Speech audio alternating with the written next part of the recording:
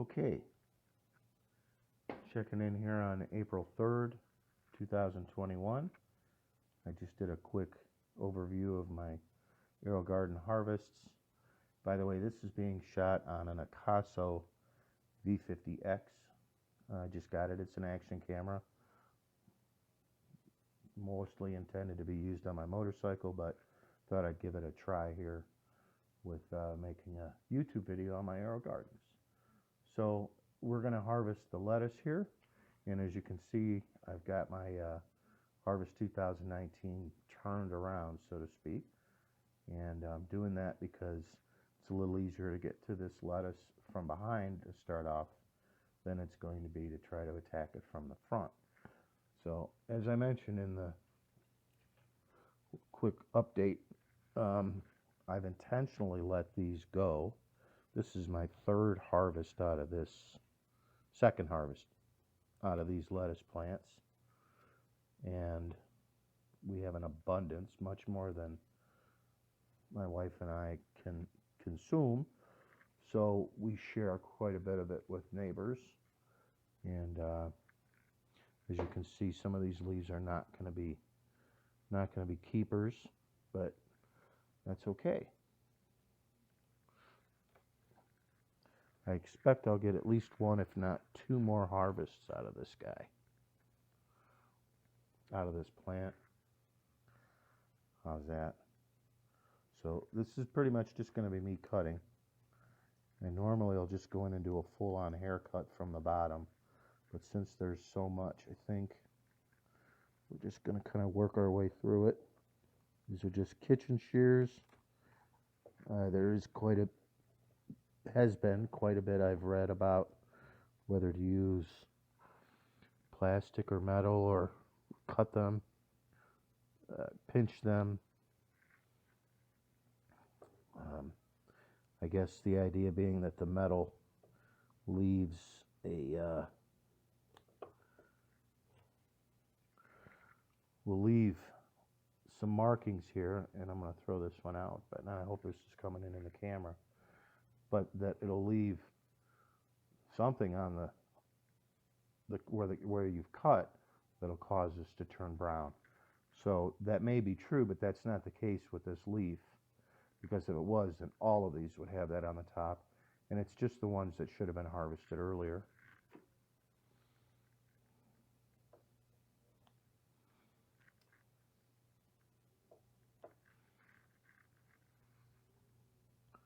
But these guys are keepers.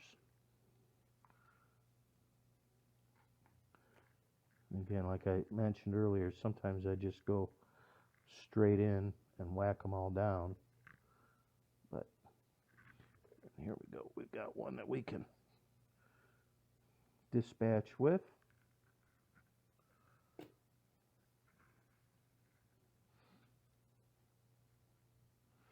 I've got some covers that I'll put on after I'm done cleaning this up. I'll wipe the deck down, and it won't be necessary to actually take the deck off and wash it through and through. I can actually probably get right up into here at this point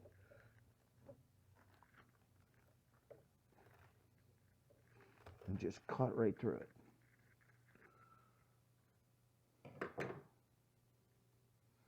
Some of these guys here, I'll trim those back, and these are all, they'll head for the recycle bin, but that's not a bad little harvest right there. Again, I hope this is coming through on the camera so you can see what I'm doing. That's not too bad. There's a couple of these that need to be trimmed off, but that's nice. And there is almost lettuce crisper full.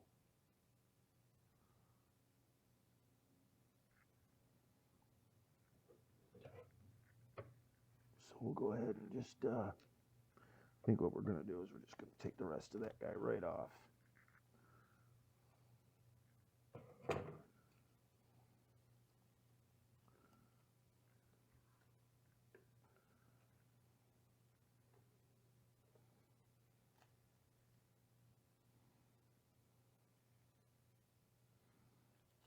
Now, I could have harvested that a little sooner and that wouldn't have happened, but it's not a problem. So we've got one real nice root right there. It is cut back quite a bit,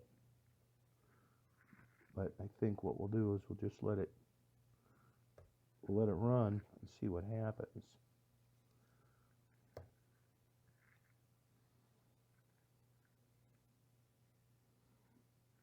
All right.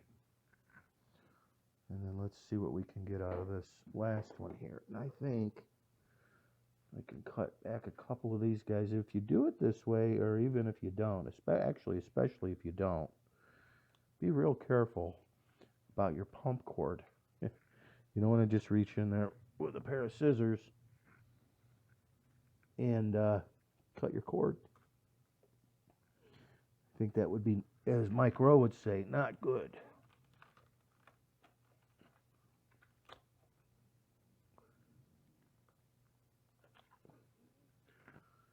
All right, what do we got here?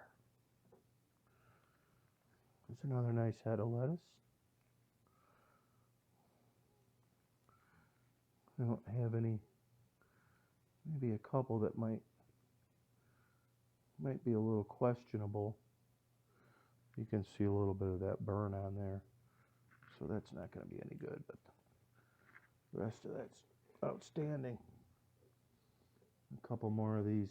They're nice big looking leaves, but I'm not, with the amount that I have, I'm not going to take the time to trim that off. It's not that much of a loss to me. We'll just go ahead and dispatch with these fellas. Not sure why I'm humanizing them, but so overall my decks are pretty clean. You're going to get some of this buildup, and that's from the nutrients that you add. And now we've got the basil.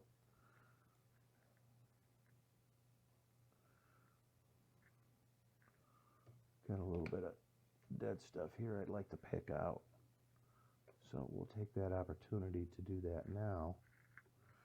It's a really good idea if you can, if your root system isn't so thick, or if you're able to keep it from getting too thick, to be able to lift these pods and rotate them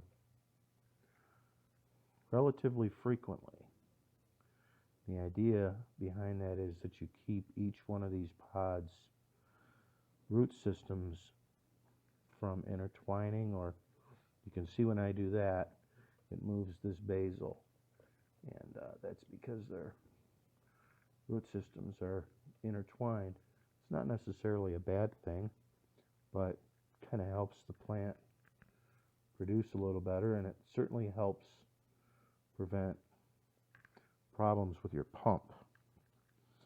I'm thinking I might just well, since the other one's there and I've got this one's still got, looks like it might have a little life to it. We're going to let it go and see what happens.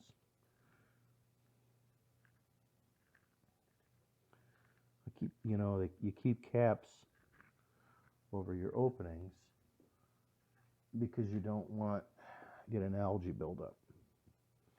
And you might not be able to see it from this angle where the camera is, but there's a little spout, and the water recirculates.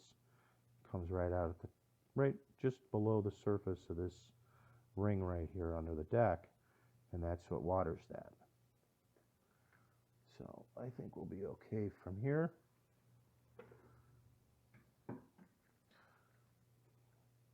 And we'll go ahead and rotate this guy around. I'm not going to do this on camera, but I'll give this a good wipe down. These decks are very resilient, and it's just like I said, nutrient there. So it certainly won't hurt anything, but it's nice to keep them clean. But some plants and some of the vegetables that you grow, whatever it is you're growing, I guess. What I've been told and what I've read and kind of learned from experience is you really don't want to cut more than maybe a third at a time back. But sometimes, oh boy, that basil smells good. It's good stuff. Sometimes you just got more than you need. You don't want to have a jungle going. We'll cut that. That's a big piece off of there. And I think what we'll do is try to find the center one if you can, and then leave the two on the outside of it.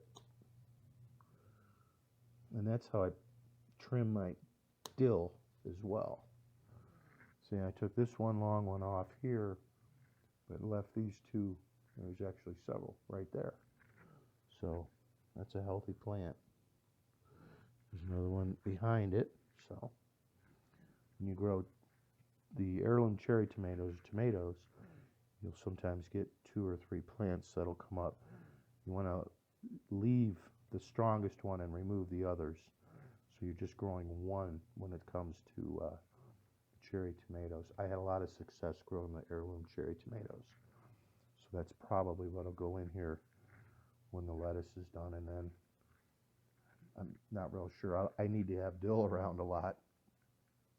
So when you're growing the tomatoes, you pretty much have to designate one of your, if you're using these smaller harvests, you pretty much have to designate one just specifically for tomatoes. And I've tried to grow 3 tomato plants at a time.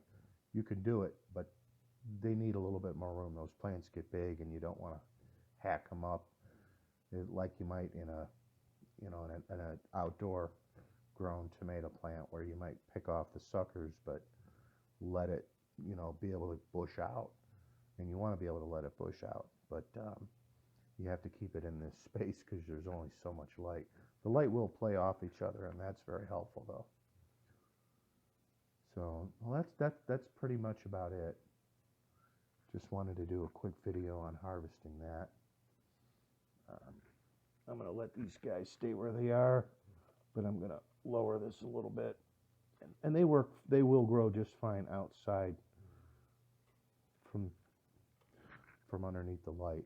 They don't really have to be completely underneath that light when they're at this stage. So, all right, well, I hope you all enjoyed watching. If you stayed watching through the whole thing, I really appreciate it. Maybe give me a thumbs up and subscribe. And I try to do one at least once a month, and share with you what I learn as I'm going through the process. Hope everybody has a great day and a great weekend. All right, see you, bye.